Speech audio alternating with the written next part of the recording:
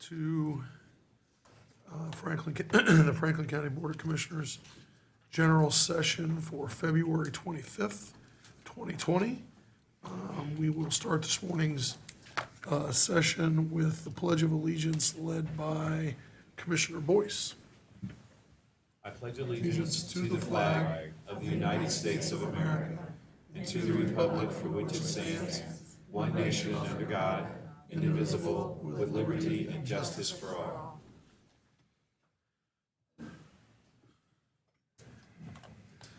Okay, well, February, and this is something a little bit near and dear to my heart, is Age-Related Macular Degeneration Awareness Month. I wear readers these days because I had to have surgery for cataracts, but my father had age-related macular degeneration. It's also Prevent Blindness Ohio is here with us today to talk about warning signs for macular degeneration, available treatment options, and about the work that the commissioners fund through their 2020 Community Partnership Grant. So we would like to welcome this morning Sherry Williams, the President and CEO, along with Amy Pullis, the Vice President of Prevent Blindness Ohio. Good morning. Good morning. Thank you very much for having us here. I'm actually Amy. Oh. Sherry dropped us off at 8:30 and she got stuck in the parking, so. Well, sorry, that happens. Oh, good morning. Yes, but thank you very much for the funding that we received through the Community Partnerships Grant. We greatly appreciate it. The work that we do at Prevent Blindness is vital. We provide our largest program through our Vision Care Outreach Program. We train teachers, nurses, daycare workers, nursing home workers to conduct vision screenings on their patients or students to detect vision problems early when treatment is most successful. And then if a patient or student fails the vision screening and they are at 200% poverty or worse and they lack insurance or are underinsured, then we are able to provide them with glasses. So, you know, there's a lot of people in Franklin County. Last year alone, we provided glasses to 1,565 residents. Franklin County is by far our largest population that we serve. So the work is great. I do want to share one story with you, and then I'm going to go over with you quickly what materials we gave you. But just to kind of drive home the importance of people who aren't going to the eye doctor that really need to go. We had a client, when a corporation sponsors one of our events, we will, as a service, go to their place of employment and provide vision screenings. So we had gone to a distribution center for a local company, did vision screenings on their employees, and one person failed an adult failed the vision screening. So we got to talking to her, and she was saying that when she drives, she actually has to use the map on her phone to know where she's going, to know when to turn, where to turn. So, you know, that's an employed person who did not have enough money to pay for glasses, so never went to the eye doctor. So thankfully for our program, we were able to get her glasses. So thank you for all that you do. In your packets, this is Macular Degeneration Awareness Month. So we included what we call an Amsler grid. That's that little green magnet that you've got. You can hang that on a filing cabinet and, you know, maybe once a month, take a look at it. There's instructions on how to use it, but it's an early detection tool for macular degeneration.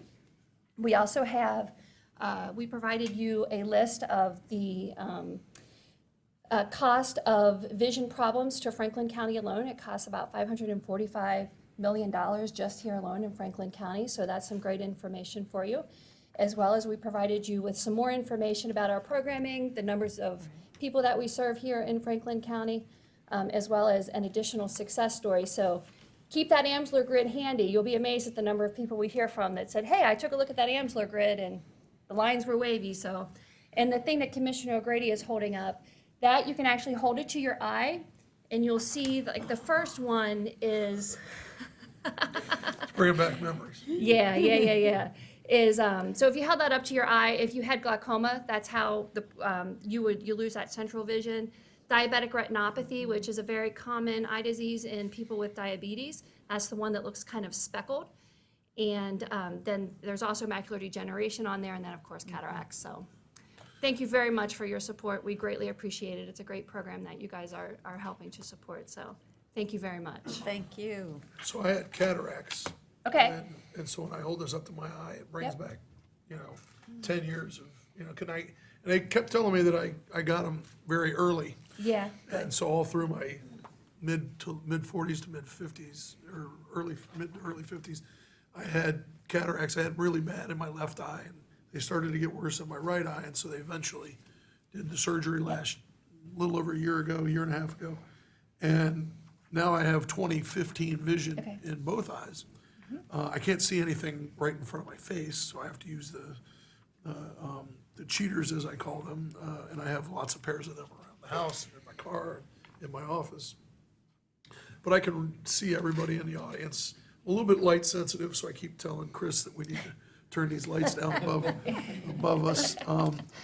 But I can read everything. I can see everything, and it's beautiful. I love it. good, yeah. But my father had macular degeneration. The older he got, and he always talked about, how after, getting into his early 80s, his whole body started to fall apart, and, and his hips and his, and he had all kinds of different issues. But I think his eyes, losing his eyesight was probably worse than anything, because it took away his ability to drive. It took away his ability, a lot of his independence. And but then at the same time, my sisters and I would drive him, and so that provided him with the ability to spend much more time with his children than he may have had we not then had to, because he still wanted to be active and still wanted to make it to a lot of different activities around town, and so.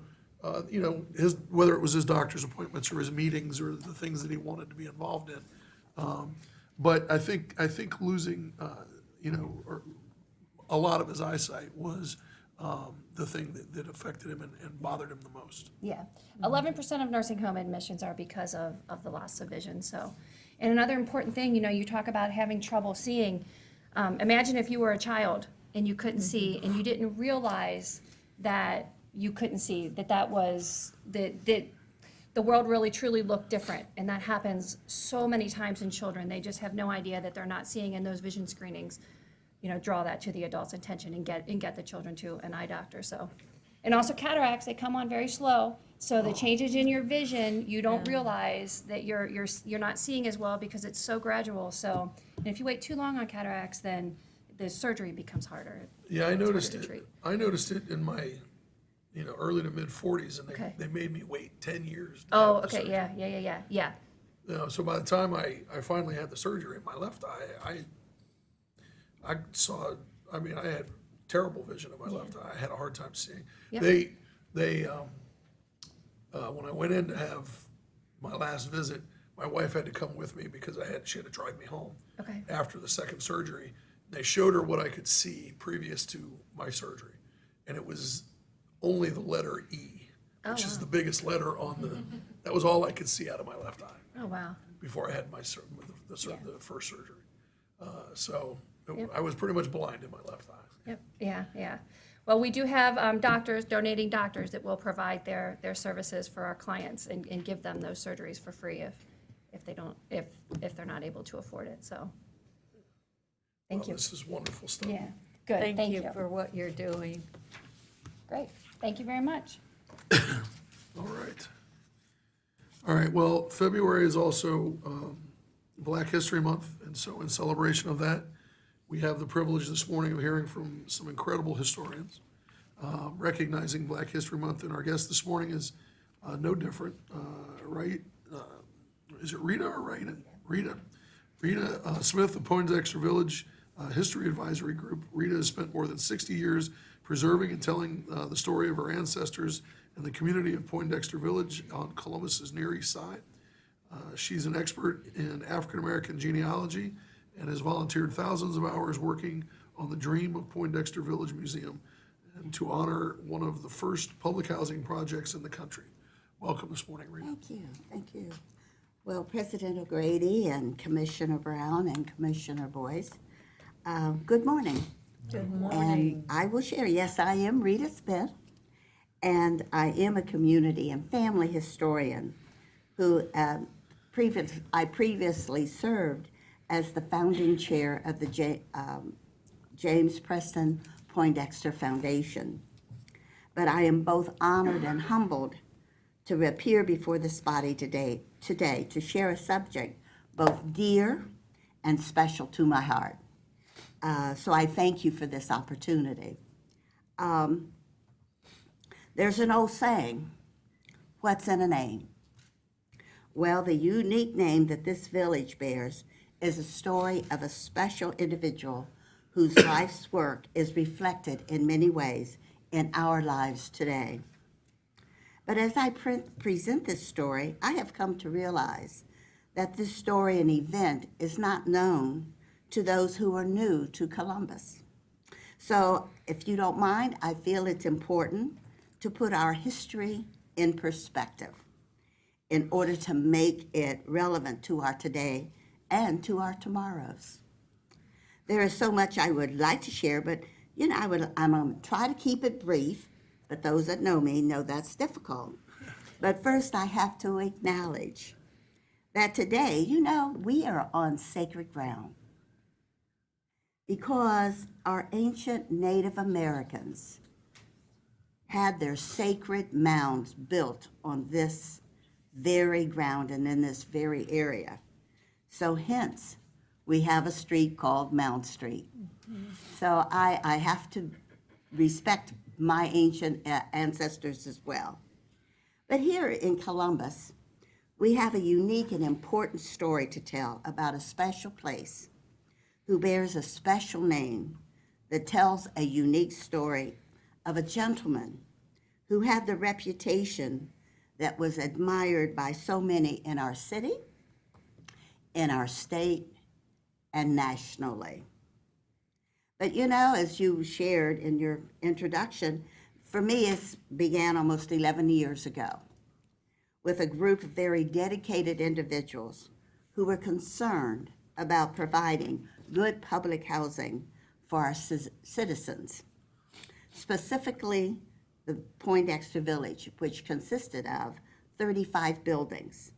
And it was under the ownership and direction of HUD and the Columbus Metropolitan Housing Authority. But first, let me share that this journey has also been a long one with many who have worked tirelessly with us to save Poindexter Village and the related stories of the Afro-American community. But we have been blessed to receive support from many folks. They included our elected officials, those who had lived in Poindexter Village, and so many community organizations. But the City of Columbus and the Ohio History Connection are my heroes today. First, the name. Let me share a little bit about Reverend Preston Poindexter. Reverend James P. Poindexter, who was a self-taught man, but his life's work was to be of service to mankind. He was the essence and the symbol of hope, integrity, honesty, and respect, and leadership. Reverend Poindexter's story is extraordinary for the time that a man of color who in fact was a man of nations, as his heritage was Native American, Caucasian, and Afro-American. He came to Central Ohio in the early 1830s, and he came from Richmond, Virginia. But he also came at the same time with a number of other free men.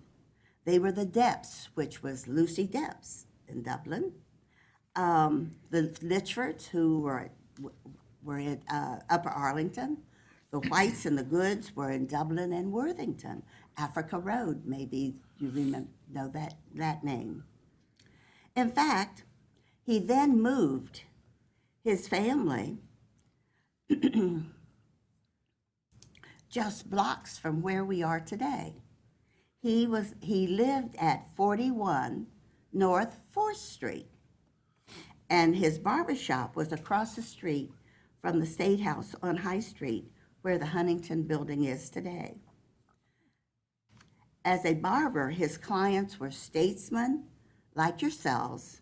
He also befriended at least 2 governors and one who became president, who sought his opinion and his wisdom.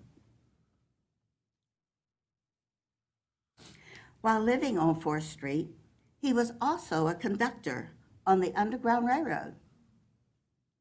And with a number of, and as an Underground Railroad leader, there were many other leaders within the city that were a part of that movement.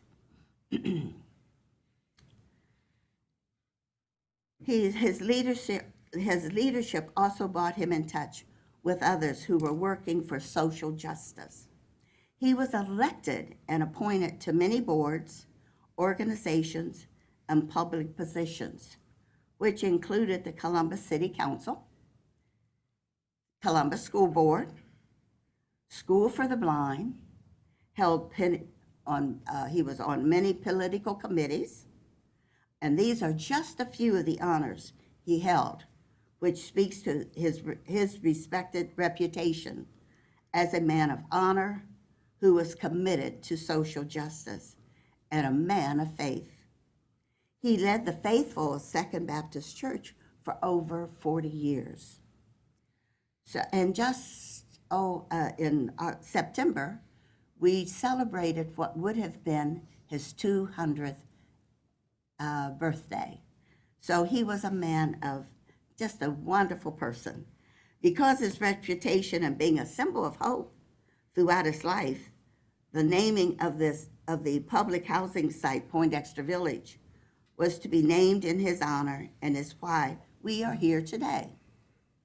I believe, if I'm allowed to say this, I believe he was the Martin Luther King of his day. So let me tell you a little bit about the place called Poindexter Village, and if you don't mind, I do get a little dry here because I get excited. But at that time, when many of you are probably, too young to remember the days of the Great Depression. In the late 1930s, the nation was recovering from the Great Depression, when public housing needs was addressed by President Roosevelt's New Deal.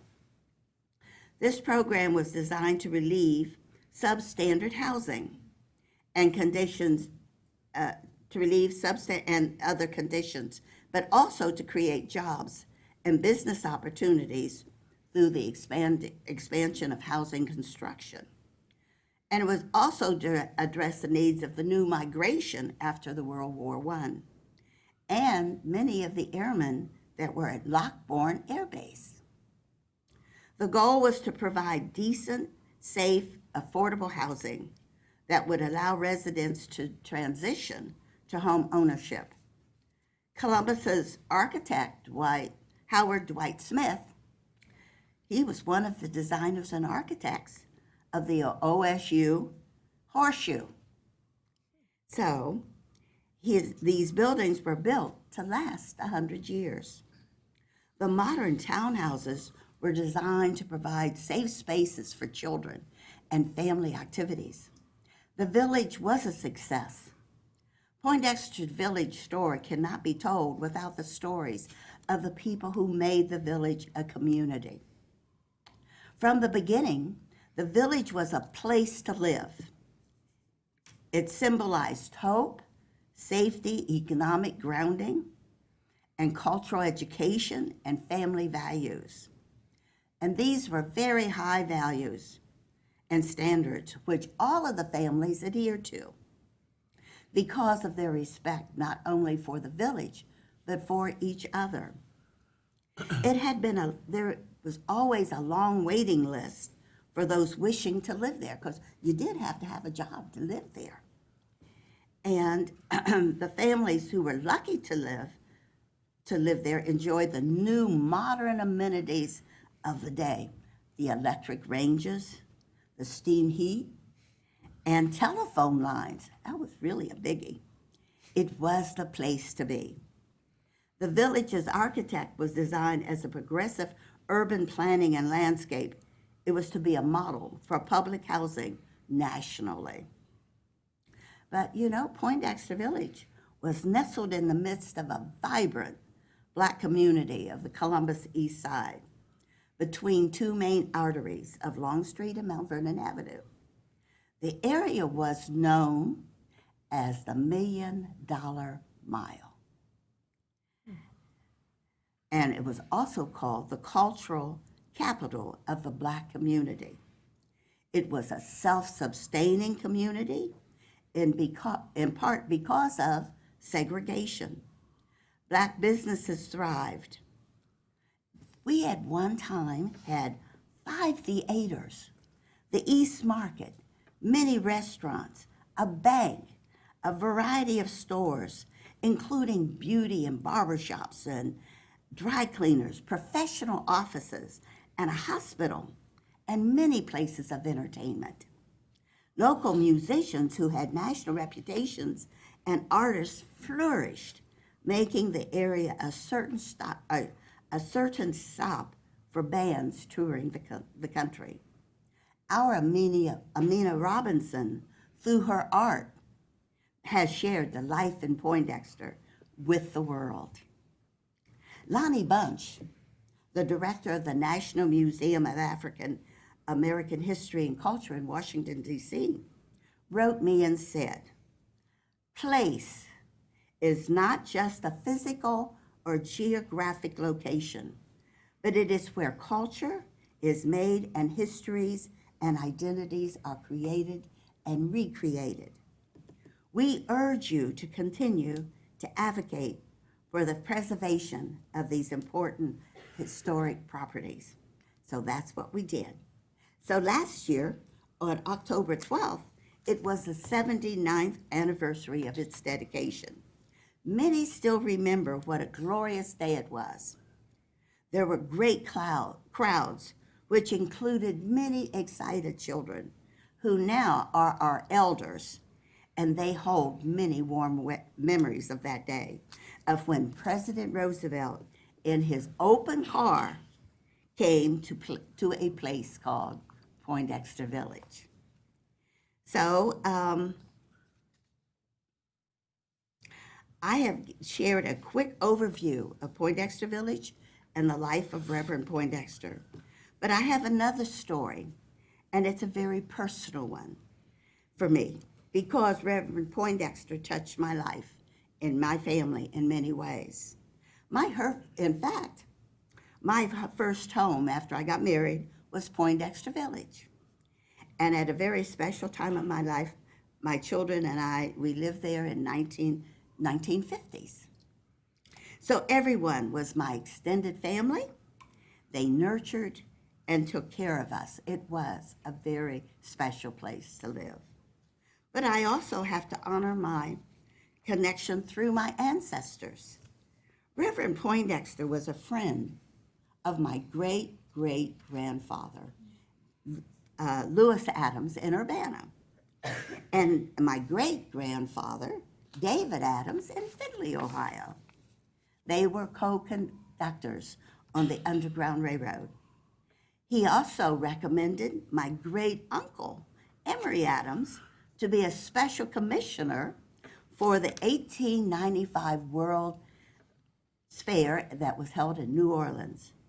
And he married my grandparents, Corey and Jenny Adams, in their parlor in 1901 on what was called Man Street, which is now Hawthorne, which runs through Poindexter. So I am so proud that we're here today to share how important the recognition of the 2 original Poindexter Village buildings are, that they are preserved as a historic site and will be a museum and cultural learning center. We have been blessed also that the Ohio History Connection has designated and working with us that it will be their 59th site in Ohio. And of course, it'll be that Museum and Cultural Learning Center. And it's in partnership with the James Preston Poindexter Foundation. But I am so pleased and grateful that Senator Craig has introduced Senate Bill 192 for it to be designated as a historic site. And I thank you for your patience in allowing me to share our story and my story with you and everyone else today. Thank you, Thank you. and God bless. Ms. Smith, you really made that area come to life. With your stories, with the history, you made it come to life. And I mean, there's no more that I need to say, except you made it come to life Oh, for thank me. you. Thank you. Thank you. And are there any other questions? I'll just add that one of the best parts of your story, to your ability to tell stories about Central Ohio, is how it really illustrates Central Ohio's contribution to Ohio history and even American history. And when I'm reminded of names like Poindexter, I'm also reminded of names like Arthur Boak, Mamie Moore, and Amina Robinson, people who have really contributed to Ohio's part of American history in a great way. And it's something that I'm very proud of. It's something that we all should be proud of and embrace as a part of our legacy today. And Ms. Smith, that's really what you represent, is the ability for that to be captured and carried on. So thank you for what you do and what you have shared with us today. Thank you. My ancestors would allow me not to be otherwise. Ms. Smith, thanks for your, excuse me, you. thanks for your story this morning. I remember not long after Commissioner Boyce took office as county commissioner, we went over to Poindexter Village and got a tour of the buildings, the remaining buildings, as with some folks from the city of Columbus and Senator Craig, as they were getting ready to preserve those buildings, and some of the developers and some of the folks that were going to be there, and as well as the rec center that was there to in preparation for some of the work that was going to be done. And so we went over and saw some of that, and saw the remaining space that was there where the rest of Poindexter Village used to be. And so it was, and actually went in and toured the buildings. And so I was picturing some of that as you were talking about where you and your family lived. So Commissioner Brown's correct. You did bring all of that to life. And so, and as you talked about Mr. Poindexter and downtown Columbus back in the 1800s, I remember the old Neal House as a kid, and where my dad's offices were. And so you brought some of that back to life for me. So thank you. Thanks for being here this morning. All right. Well, thanks. All right. Well, let's move on now with the rest of our agenda for today. I need a motion for the approval of the minutes of the February 11th, 2020 general session and the February 20th, 2020 briefing session. So moved. Second. Moved and seconded, voting Commissioner Boyce. Yes. Commissioner Brown. Yes. Commissioner O'Grady. Yes. The minutes have been approved. All right. The county engineer. Resolution number 119-20, resolution awarding contract and approving contract bond to Strausser Paving Company Incorporated for Havenwood Improvement Project in the amount of $1,639,899.91. Good morning, Commissioners, County Administration. On behalf of Engineer Robertson, my name is Fritz Crozier, Chief Deputy of Engineering. Commissioners, this first resolution seeks to award the contract and approve the contract bond to Strausser Paving Company, Inc. for the Havenwood Improvement Project. Strausser Paving Company, Inc. was selected via the competitive bid process with a bid opening on January 8th, 2020. Strausser Paving had the lowest and best bid. Pending any questions, I would ask for your approval. If there are no comments or questions, move for adoption of 119-20. Second. Moved and seconded, voting Commissioner Boyce. Yes. Commissioner Brown. Yes. Commissioner O'Grady. Yes. Resolution number 119-20 has been adopted. Resolution number 120-20, MS Consultants Incorporated, consulting engineers appointed to assist the Franklin County engineer and performing preliminary engineering for the Clark State Road at Longstreth Park Place Drainage Improvement Project, Franklin County, Ohio, in the amount of $77,263. Commissioners, as noted, this next resolution seeks approval to enter in a consultant services agreement for preliminary engineering for the Clark State Road at Longstreth Park Place Drainage Improvement Project with MS Consultants, Inc. MS Consultants is a local firm and was selected via the qualifications-based selection process. Pending any questions, I would ask for your approval. If there are no comments or questions, move for adoption of 120-20. Second. Moved and seconded voting. Commissioner Boyce? Yes. Commissioner Brown? Yes. Commissioner O'Grady? Yes. Resolution number 120-20 has been adopted. Resolution number 121-20. Resolution authorizing a contract with Ronald J. Gajok and Associates Incorporated to provide architectural services in the amount of $90,000. Commissioners, as noted, our final resolution seeks approval to enter into consultant services agreement with Ronald J. Gajok and Associates. Mr. Gajok provides expert architectural services, including preliminary drawings and structural and engineering analysis for Franklin County engineered buildings. Pending any questions, I'd ask for your approval. Fritz, is that a local firm? Yes, sir. Okay, I not heard of it. Okay. If there are no comments or questions, move for passage of 121-20. Second. Moved and seconded voting. Commissioner Boyce? Yes. Commissioner Brown? Yes. Commissioner O'Grady? Yes. Resolution number 121-20 has been adopted. Thank you. Thanks, Fritz. You know, we should have done this previously, but if we could get a picture with Ms. Smith and her husband before they leave, it'd be great.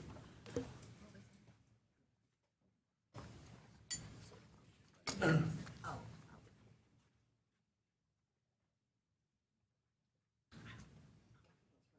lady, this is wonderful.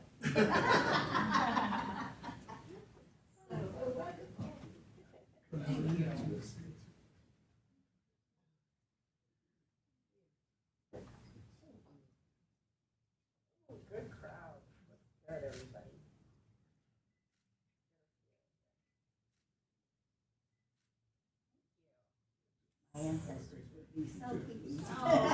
Well, we should have done it right away. Wasn't We'll be back. Thank you.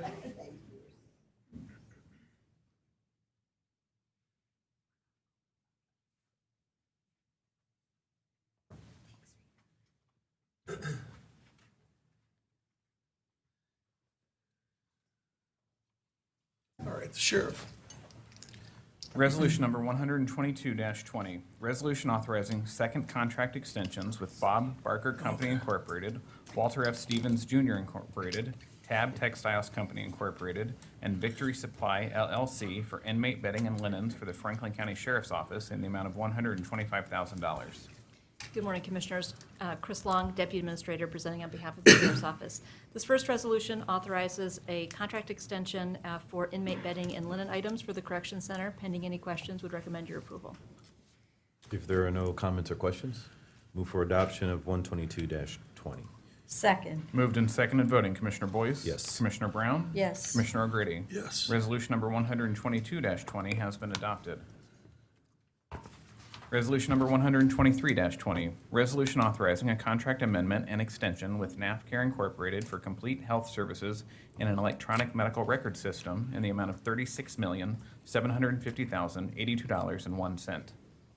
Commissioners, in 2016, Nathcare was the lowest and best vendor to provide complete health services and electronic medical records for the Franklin County Sheriff's Office and the Correction Center.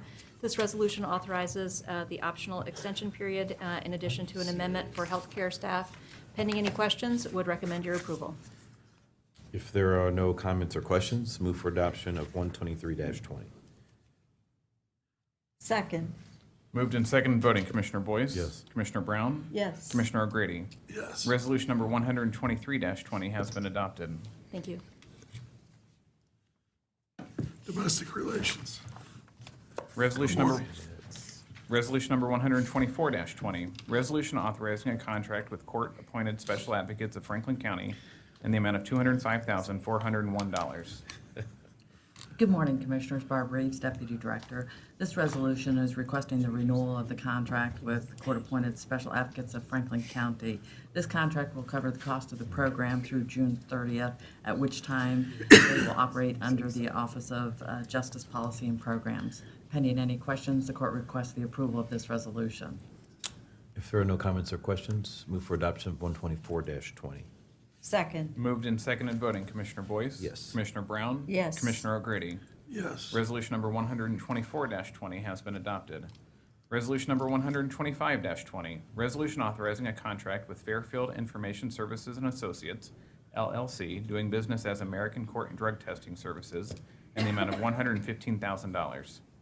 This resolution is requesting to award a 3-year contract to Fairfield Information Services that will provide drug testing for the court's COMPASS program and for indigent adults on the custody docket. 2 competitive bids were received by the purchasing department, and Fairfield Information Services was the lowest and best bid. Pending any questions, the court requests the approval of this resolution. If there are no comments or questions, move for adoption of 125-20. I'll second. Moved and seconded voting, Commissioner Boyce? Yes. Commissioner Brown? Yes. Commissioner O'Grady? Yes. Resolution number 125-20 has been adopted. Resolution number 126-20, resolution authorizing a contract with Capital University Law School in the amount of $48,000. This resolution is requesting the approval of the contract with Capital University Law School that provides training and technical assistance to our community volunteers for our restorative justice circles. And Julie Trouth, our Deputy Director of Programs, is here to tell you a little bit about the program. Good morning. Good morning. The Restorative Justice Circle is a community-based, court-operated diversion program that's designed to provide an alternative response from the juvenile justice system for misdemeanor offenders. The Restorative Justice Circle adheres to the restorative justice theory, which is based on the premise of accountability to the victim and the community. Restorative justice acts as an arm to the court, bringing together the juvenile offender, his or her parent, the victim, and the community. Successful completion of this diversion process can result in the youth not having a criminal record. Early indicators of success reflect that in 2019, we had 108 youth who were referred to the program. Of those youth, 94 completed successfully, which is an 87% success rate.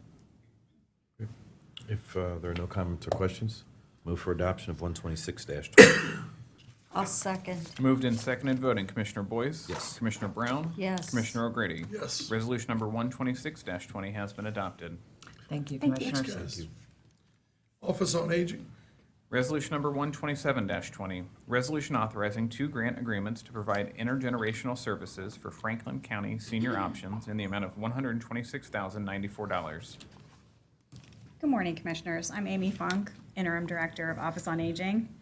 These projects are aimed at enriching the lives of seniors via interaction with the younger generation. Intergenerational programs also serve to better acquaint younger persons on issues related to aging. Activities range from using music and movement within an intergenerational daycare center to having high school children teach their senior buddies to use the computer and the internet. I'd like to now introduce our guest speaker, Heather Fleshman, Clinical Administrator with National Church Residences Centers for Senior Health. Good morning, Commissioners. My name is Heather Fleshman, and I am the Clinical Administrator for National Church Residences Centers for Senior Health. Thank you for the opportunity to showcase the great intergenerational programming that we provide at our Centers for Senior Health, and we thank you for your support for the program over the years. In 2019, we served 463 seniors at our 2 adult day programs located in Franklin County. Any Franklin County senior who is over the age of 60 is eligible to attend our Centers for Senior Health. The Centers for Senior Health form with a vision to offer seniors and their caregivers an alternative to nursing home placement and homebound isolation. At the core of our mission is to sustain the frail elderly and disabled in their pursuit of independence and dignity, while providing their family caregivers with the assistance they need to address the physical, medical, and cognitive challenges of aging. For over 30 years, the Centers for Senior Health has supported seniors in their desire to age in place and live out their lives in the comfort of home and surrounded by family. Partnerships are essential in providing our seniors with the care needed to thrive. We partner with many entities such as Seeds of Caring, Mount Carmel College of Nursing, The Ohio State University, and the Columbus Early Learning Center, just to name a few. The Franklin County Senior Options Grant has been vital and so important in providing the intergenerational services for our seniors. Because of this grant, we are able to provide continued intergenerational services and 5 additional programs such as art therapy, relaxation therapy, Tai Chi, musical productions, and music therapy to enhance our seniors' health and well-being. With the intergenerational programming, we initially thought of the great impact that it would have on our seniors, but it has also made such a positive impact on the children and adolescents that are involved in the program. During 2019, we provided 1,711 hours of intergenerational programming with 1,236 children and 71 adolescents participating throughout the course of the year.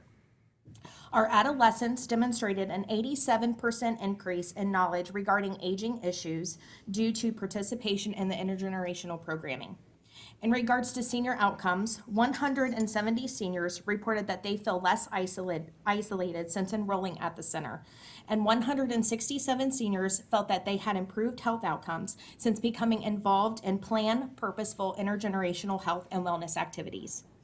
While seniors are fortunate to have an abundance of resources available in Franklin County, due to the challenges posed by inadequate reimbursement rates for adult day services, the continuation of the Franklin County Senior Options Grant is necessary to enable us to continue to provide these high-quality services to children and seniors and enable our seniors to remain home for life instead of higher cost settings like nursing homes.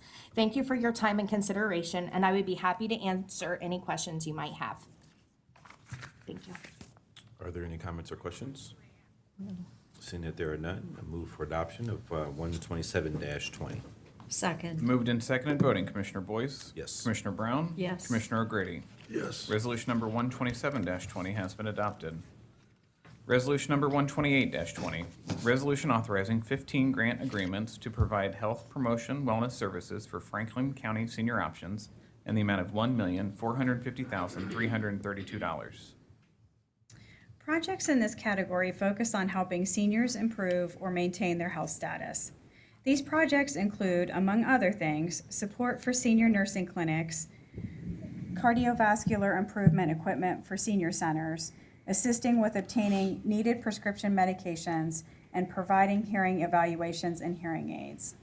I'd like to now introduce our guest speaker, Brianna Ross, Health and Wellness Manager with the City of Columbus Recreation and Parks Department.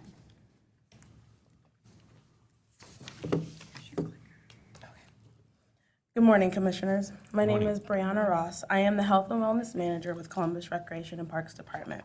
And I want to thank you for having me here today and for funding our senior fitness programs through the Senior Options Grant for 2020. Columbus Recreation and Parks has had a long history of making our senior health and wellness a conscious effort through programming offered throughout Central Ohio. Therefore, in 2018, our administration felt the enduring effort needed to be at the forefront of our agency, and it was decided to revise the mission statement.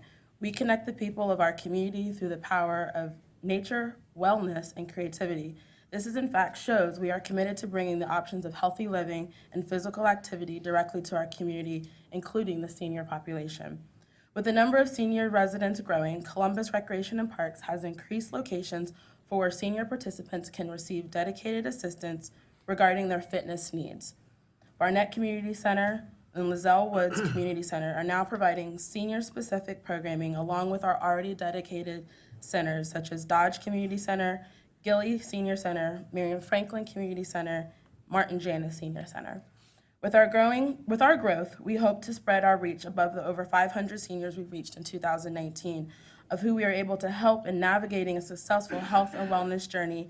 As you can see from the slides, we have been very successful in helping our seniors stay healthy. I think I pushed too fast. The use of this grant allows our department to purchase specific equipment for each center geared to our senior members who need assistance in accessing fitness equipment, who needs modifications due to limited mobility, and who require low-intensity options. Our goal is to help seniors improve their overall fitness through classes and available resources such as aerobics, yoga, Tai Chi, and fitness instructors in the facility. With more opportunities available, we look to have participants setting goals of 150 minutes of moderate activity per week. Our fitness programming will include 3 pillars of fitness: strength, flexibility, and cardio conditioning. These programs are designed to teach them the importance of exercise, how to perform exercises appropriately no matter of their ability level, and help them understand the importance of proper nutrition, the benefiting factors of balance, and understanding and managing their health condition. All of these opportunities will help maintain their wellness and increase functional fitness. Thank you for this opportunity, and I am excited to see how we can continue to positively enhance not only the community, but specifically our senior residents of our communities. Thank you. If there are no comments or questions, I'm looking at this photo they have on the screen, and I think it looks like a line dancing class. And I don't know if you've ever been to like the Gilly Center and done line dancing, but I'm telling you, will not be able to keep up. I've done it before. And You didn't keep up. let me tell you, the civilian would not be, any civilian that doesn't come in there and do the line, you will not. They are professionals. If there are no comments or questions, move for adoption of 128-20. Second. Moved and seconded, voting Commissioner Boyce? Yes. Commissioner Brown? Yes. Commissioner O'Grady? Yes. Resolution number 128-20 has been adopted. Resolution number 129-20, resolution authorizing 7 grant agreements to provide supportive services for Franklin County Senior Options in the amount of $743,342. Under this grant category, grantees provide services previously known under the Older Americans Act as community outreach. Specific services can include client finding, bill paying assistance, accessing public benefits such as Medicaid and supplemental security income, and help with acquiring material assistance. Supportive services workers go to a client's home to provide these services and is a valuable tool that enables seniors to continue living independently. Pending any questions, I respectfully ask for your approval of this resolution. If there are no comments or questions, move for adoption of 129-20. Second. Moved and seconded, voting Commissioner Boyce? Yes. Commissioner Brown? Yes. Commissioner O'Grady? Yes. Resolution number 129-20 has been adopted. Resolution number 130-20, resolution authorizing an agreement with the Central Ohio Area Agency on Aging for case management services for Franklin County Senior Options in the amount of $4,997,141. This resolution is for a contract with the Central Ohio Area Agency on Aging, or COAAA, for case management services. The COAAA provides case management services for senior options clients who require face-to-face visits. They also provide the initial in-home assessments for all senior options participants, which is required prior to enrollment. In addition, this contract covers some shared service provider quality improvement activities. This contract is for a 12-month period and will be in effect until December 30th, 2020. Pending any questions, I respectfully ask for your approval of this resolution. If there are no comments or questions, move for adoption of 130-20. Second. Moved and seconded, voting Commissioner Boyce? Yes. Commissioner Brown? Yes. Commissioner O'Grady? Yes. Resolution number 130-20 has been adopted. Resolution number 131-20, resolution authorizing a sub-grant agreement between the Central Ohio Area Agency on Aging of the City of Columbus, Recreations and Parks Department, and the Franklin County Office on Aging for case management services and service coordination for Franklin County older residents and public housing facilities in the amount of $215,000. This resolution is for a contract with COAAA for case management services and service coordination through the Congregate Housing Services Program. This funding is to be used to enhance older adults in specified public housing facilities with service coordination, meals, personal care, housekeeping, health promotion, emergency response systems, transportation, and adult day services. Under this agreement, Office on Aging will provide the local match funding with measured reimbursement pursuant to HUD guidelines. This contract is for 12 months and will be in effect till December 31st, 2020. Pending any questions, I respectfully ask for your approval of this resolution. If there are no comments or questions, move for adoption of 131-20. Second. Moved and seconded, voting Commissioner Boyce? Yes. Commissioner Brown? Yes. Commissioner O'Grady? Yes. Resolution number 131-20 has been adopted. Thank you. Child Support Enforcement Agency. Resolution number 132-20, resolution authorizing a 4D contract with Franklin County Court of Common Pleas Division of Domestic Relations and Juvenile Branch in the amount of $1,320,890.39. Good morning, Commissioner. Good morning. Susan Brown, representing the Franklin County Child Support Enforcement Agency.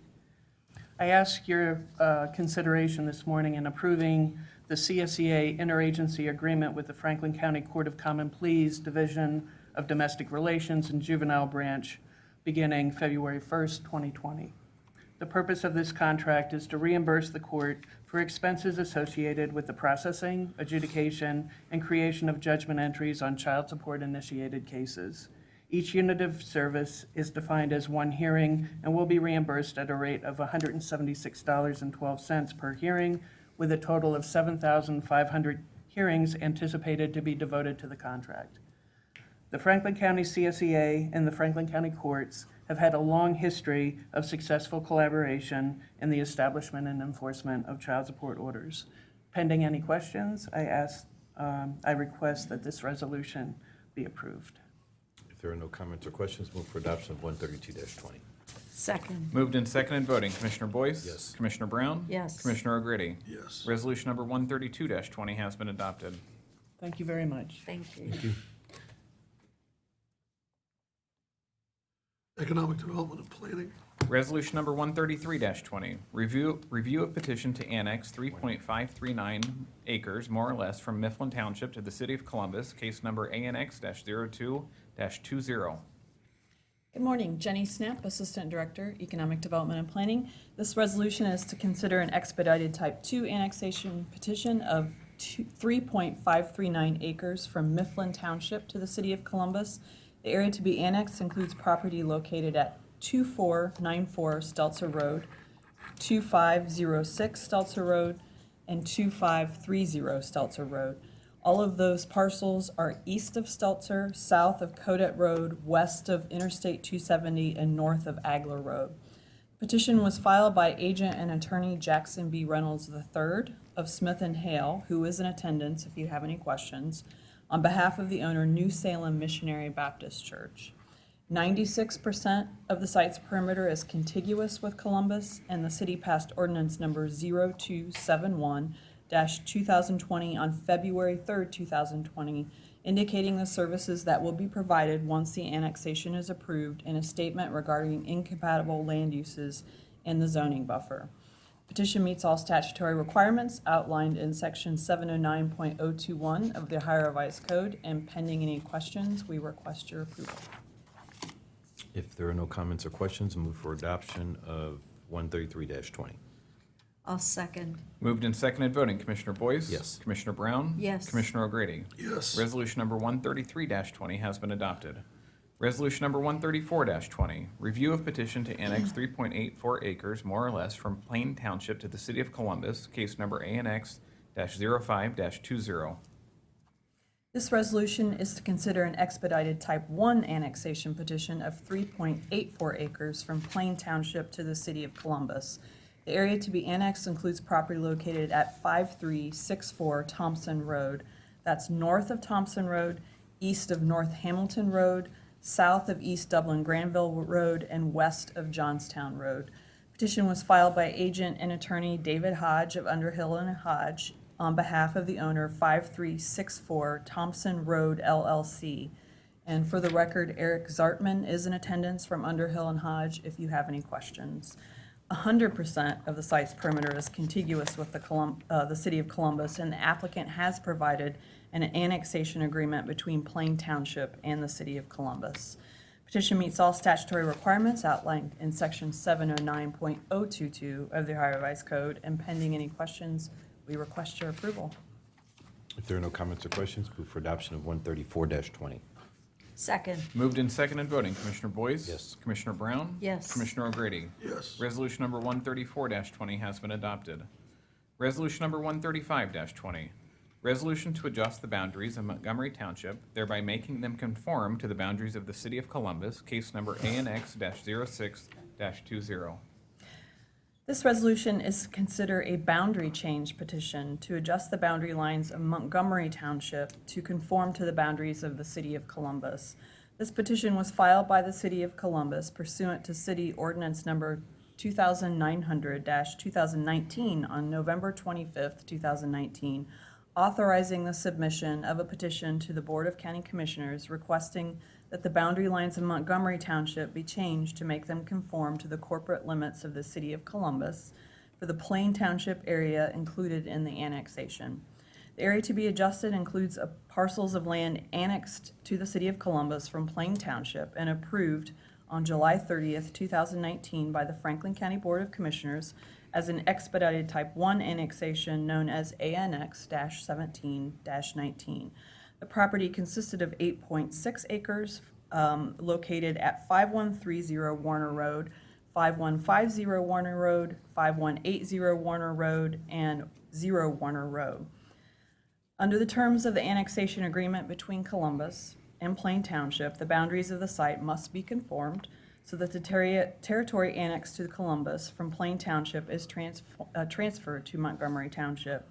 Petition has been filed in accordance with Section 503.07 of Ohio Revised Code, and pending any questions, we request your approval. And for the record and for members of the public, just so everybody knows, in this case, Montgomery Township is the paper township. So it only exists on paper. There are no administrative functions of the township, meaning that it's just been annexed, and the township officially no longer exists in any administrative functions, but only on paper.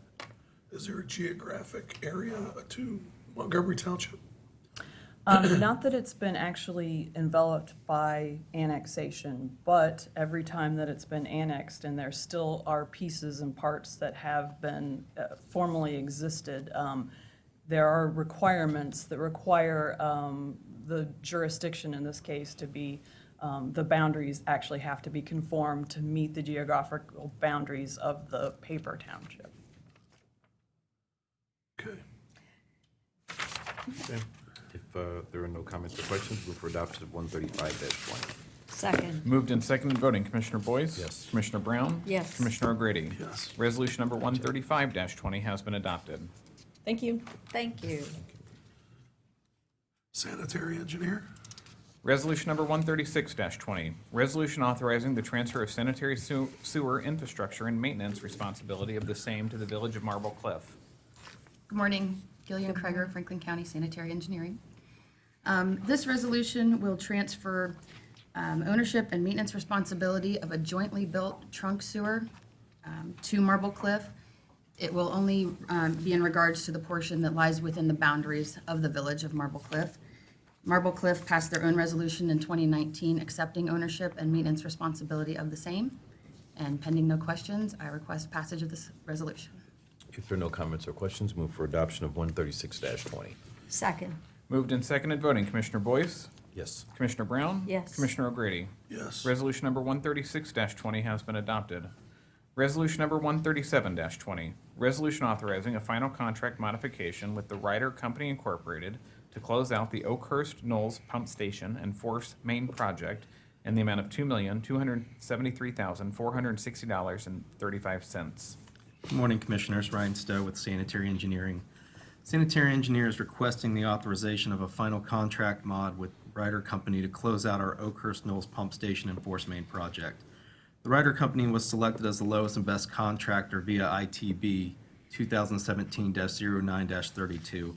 The project consisted of converting the existing wastewater treatment plant into a pump station and installing approximately 12,000 feet of 6-inch force main to the county's Darbydale wastewater treatment plant. Throughout the course of work, the Ryder Company has conducted themselves in a very professional manner, resulting in a high-quality product that came in under budget at $321,539.62. The sanitary engineer is highly satisfied with the project and wishes at this time to formally close out the project with the final contract modification reflecting the new contract value of $2,273,460.35. Pending any questions or comments, I request the passage of this resolution. Thank you. If there are no comments or questions, move for adoption of 137-20. Second. Moved and seconded voting, Commissioner Boyce? Yes. Commissioner Brown? Yes. Commissioner O'Grady? Yes. Resolution number 137-20 has been adopted. Thank you. Thank you. Fleet management? Resolution number 138-20, Resolution approving third contract extension with Meyers Ford LLC for the supply and delivery of fleet automobiles for Franklin County Fleet Management Department in the amount of $1,500,000. Good morning, Commissioners. Charlotte Ashcraft, Director of Fleet Management. The first resolution before you is requesting approval of a third and final contract extension for the purchase of new vehicles. The original contract with Meyers Ford LLC was awarded on March 1st, 2016.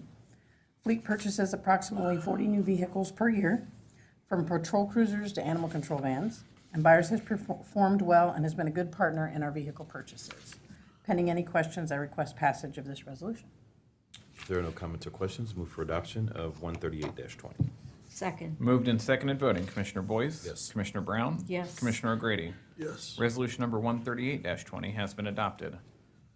Resolution number 139-20, resolution authorizing disposition of personal property, including motor vehicles and equipment that are no longer needed for public use, are obsolete, or are unfit for the use it was acquired, and authorizing the Director of Fleet Management to dispose of said items by transferring title to other governmental agencies in Ohio, by internet auction, or selling as salvage. The next resolution is requesting authorization to dispose of 17 retired vehicles. The retired cruisers that can still be made operational will be transferred to other law enforcement agencies, those agencies that are smaller and have very limited funds for replacement. We have an ongoing list of agencies requesting assistance with vehicles. This transfer program began in 2009.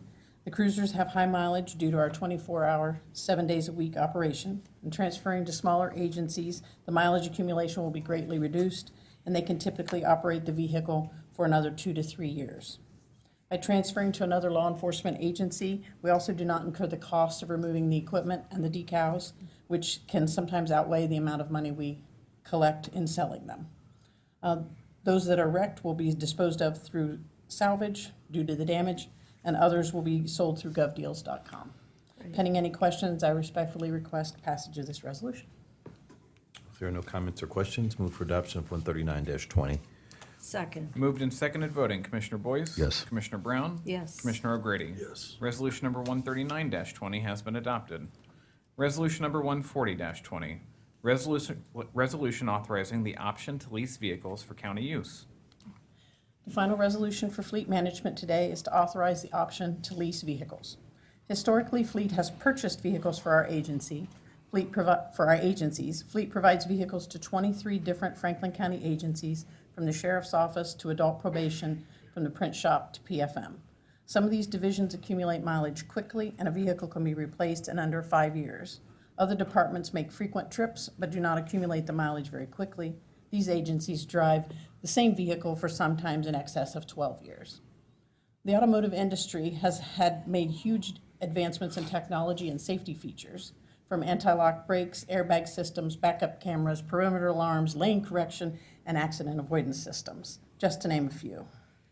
The industry is constantly working to deploy new safety features, as well as the emissions technology and fuel efficiency that we could only imagine 10 years ago.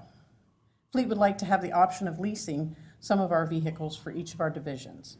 For those agencies with lower mileage accumulation, a leased vehicle could be an opportunity to obtain one with the new safety features and better fuel efficiency. Adding the option of leasing will give fleet management flexibility to obtain the needed vehicles in the most fiscally responsible way. Each vehicle replacement will be evaluated and researched to determine the best avenue to obtain a replacement. Enterprise Fleet Management has a leasing program available through Sourcewell, a national contract. We have worked with the prosecuting attorney's office on the contract language and have reached an agreeable document. Pending any questions, I respectfully request passage of this resolution.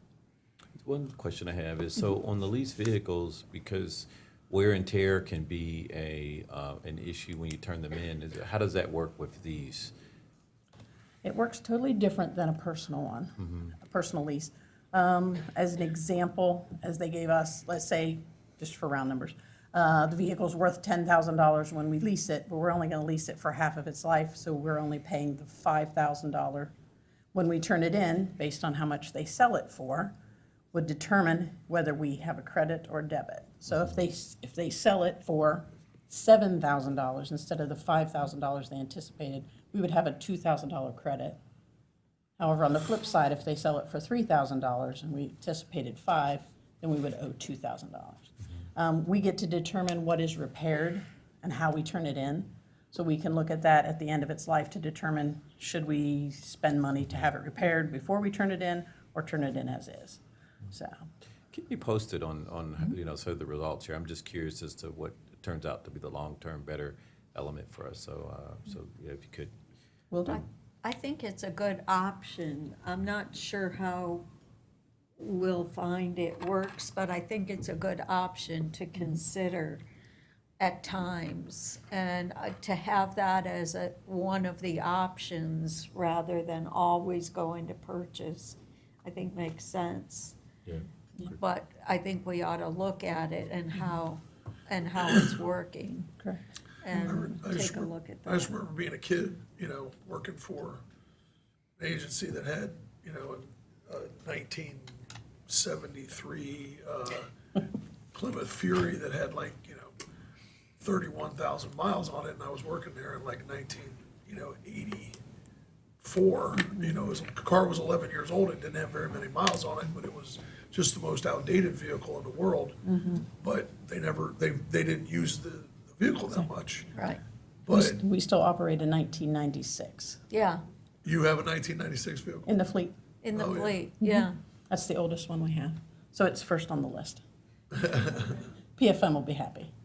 So, I got you. How many miles does it have on? 72,000, Yeah, but still it's yeah. 23 years old. So it could be a good option for some of our fleet, Yes, but not for others. correct. Boy, when that thing goes to auction, somebody's gonna want it. Exactly, exactly. Okay. If there are no further comments or questions, move for adoption of 140-20. Second, Moved and seconded voting, Commissioner Boyce? Yes. Commissioner Brown? Yes. Commissioner O'Grady? Yes, Resolution number 140-20 has been adopted. Thank you. thanks. Job and Family Services. Resolution number 141-20, resolution approving a contract for case management services between the Franklin County Department of Job and Family Services with the City of Columbus, Department of Recreation and Parks, Central Ohio Agency on Aging, in the amount of $50,000. Good morning, Commissioners. Vivian Turner, Assistant Director, Job and Family Services. A JFS case manager will be stationed for up to 20 hours a week at the Central Ohio Area Agency on Aging. I should have just said COAAA.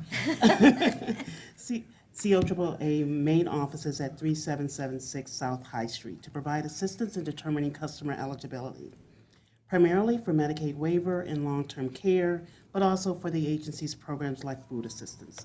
The contractual relationship between our agencies began back in 2014, and under this agreement, COAAA will reimburse us for the actual full-time employee costs of an on-site case manager on a quarterly basis, not to exceed $50,000 for the 12-month term of the MOU.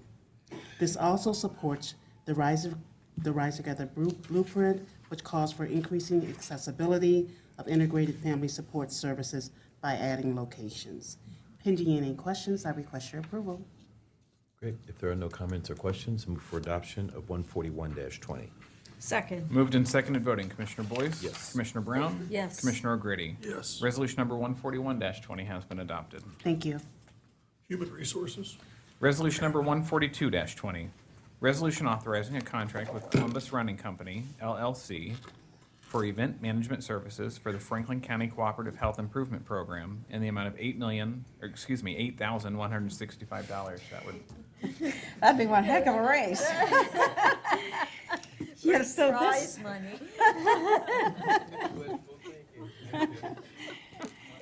Well, this resolution does establish a one-year contract with extensions with Columbus Running Company, or CRC. CRC provides our pre-race registration as well as race day management of the Franklin County 5K and Thrive On Challenge. 2020 was our inaugural race. We had a wonderful turnout by Franklin County employees, and we had great participation in the kids race that we had in advance of the run walk. And we're hoping with a reduction in the registration fees for 2020, we'll even see a greater turnout and greater participation of our employees and their families. So pending any questions, I request approval of this resolution. Great. If there are no comments or questions, move for adoption of 142-20. Second. Moved and seconded, voting Commissioner Boyce? Yes. Commissioner Brown? Yes. Resolution number 142-20 has been adopted. Resolution number 143-20, resolution authorizing a contract modification with Ohiohealth Corporation to provide wellness services for the Franklin County Cooperative Health Improvement Program in the amount of $2,059,357. Well, this resolution modifies the existing contract that we hold with Ohiohealth Employer Services. Ohiohealth provides digital as well as on-site support for our Thrive On Wellness program. The modifications of this contract further supports and promotes our belief in the strength and importance of that primary care physician relationship with of our members. And as a result of the refinements of this contract, we are saving about $250,000 in program years 2 and 3. So pending any questions regarding this resolution, I ask for approval. If there are no comments or questions, move for adoption of 143-20. Second. Moved and seconded, voting Commissioner Boyce? Yes. Commissioner Brown? Yes. Commissioner O'Grady? Yes. Resolution number 143-20 has been adopted.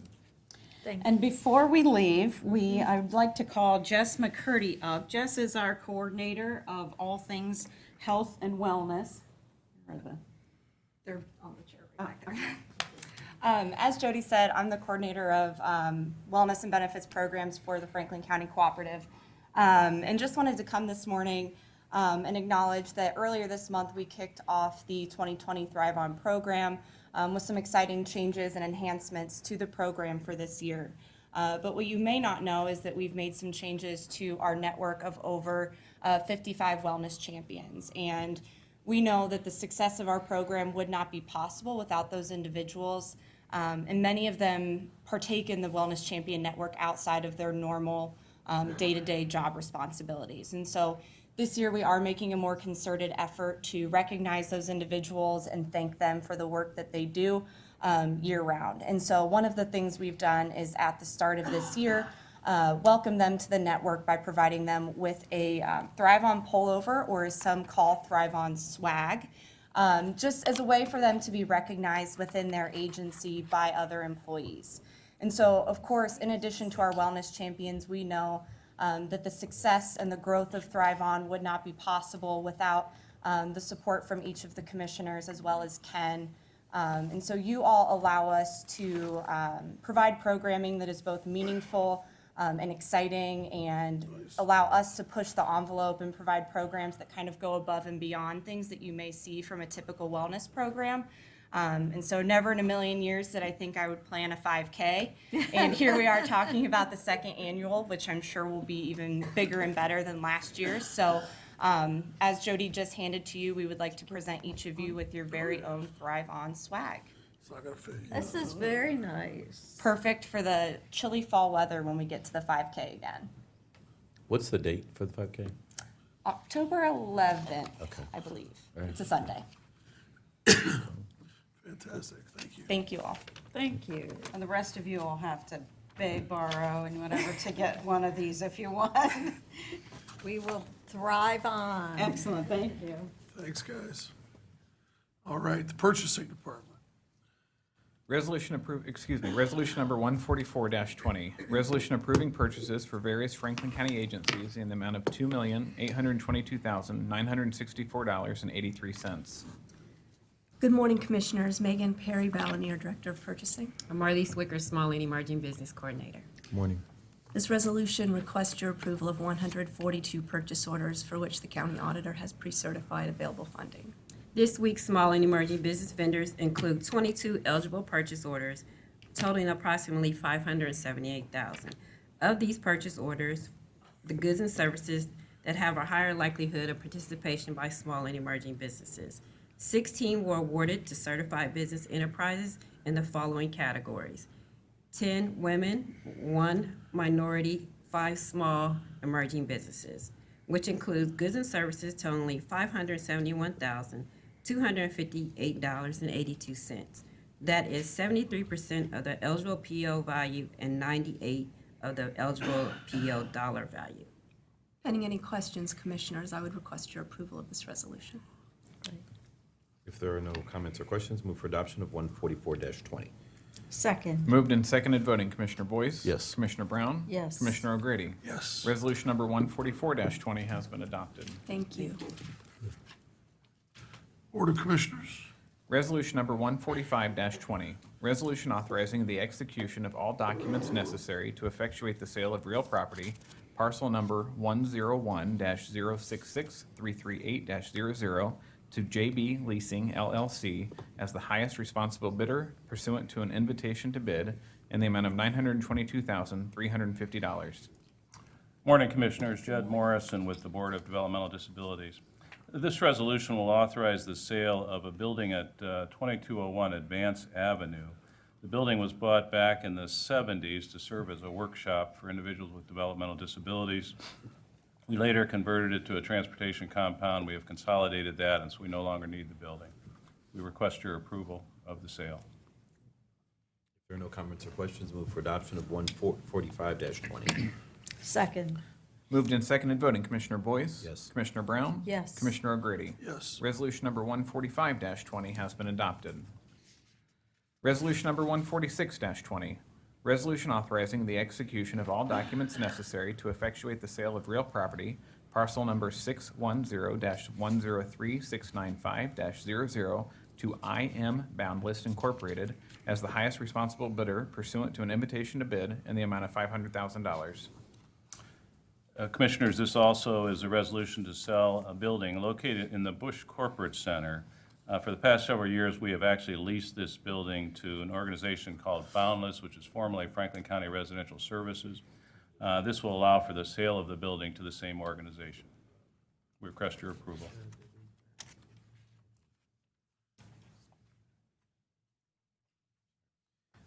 If there are no comments or questions, move for adoption of 146-20. Second. Moved and seconded voting, Commissioner Boyce? Yes. Commissioner Brown? Yes. Commissioner O'Grady? Yes. Resolution number 146-20 has been Thank you. adopted. Thank you. Resolution number 147-20, resolution consenting to the amendment of the sublease agreement between the Columbus Zoological Park Association and Zambezi Bay LLC. Good morning, Commissioners. Paul Thies from the Prosecuting Attorney's Office.